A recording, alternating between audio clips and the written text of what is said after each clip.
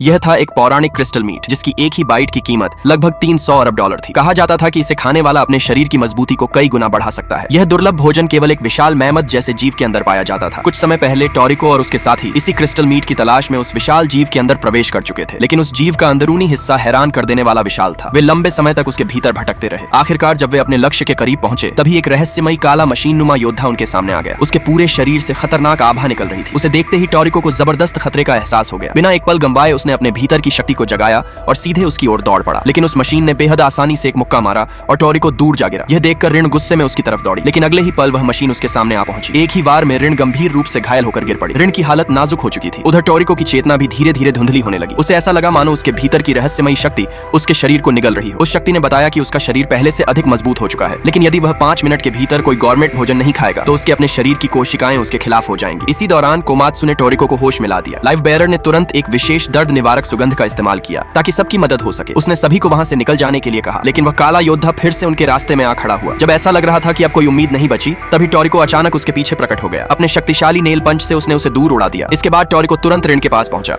वह मौत के बेहद करीब पहुंच चुकी थी। अपनी बची हुई ताकत से उसने अपनी आखिरी इच्छा बताई।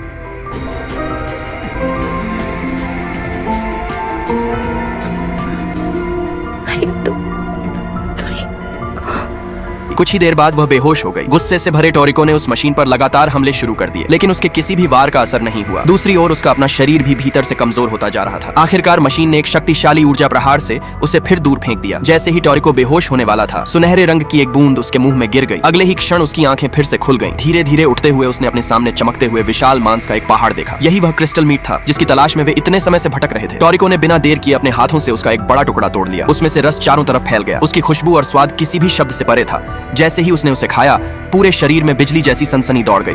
उस अद्भुत स्वाद ने उसकी आंखों में आंसू तक ला दिए। कुछ ही क्षणों में उसकी सारी चोटें भरने लगीं और उसकी ताकत कई गुना बढ़ गई। टोरिको बड़े बड़े निवाले लेकर क्रिस्टल मीट खाने लगा। हर बाइट के साथ उसकी शक्ति और भी बढ़ती चली गई। जब उसकी गवर्नमेंट कोशिकाएं पूरी तरह जागृत हो गईं, तभी दूसरी ओर कोमात्सु मुसीबत में फंस गया। एक बर्डमैन उसके कीमती रसोई वाले चाकू को छीनने की कोशिश कर रहा था। एक शेफ के लिए वह चाकू उसकी जान जितना महत्वपूर्ण था। कोमात्सु ने उससे उसे वापस करने की विनती की, लेकिन बर्डमैन ने चाकू लौटाने से इनकार कर दिया और उसे जान से मारने की धमकी भी दी। फिर भी कोमात्सु पीछे नहीं हटा। जैसे ही बर्डमैन उस पर हमला करने वाला था, नई शक्ति से भर चुका टोरिको एक बार फिर उसके सामने आ खड़ा हुआ।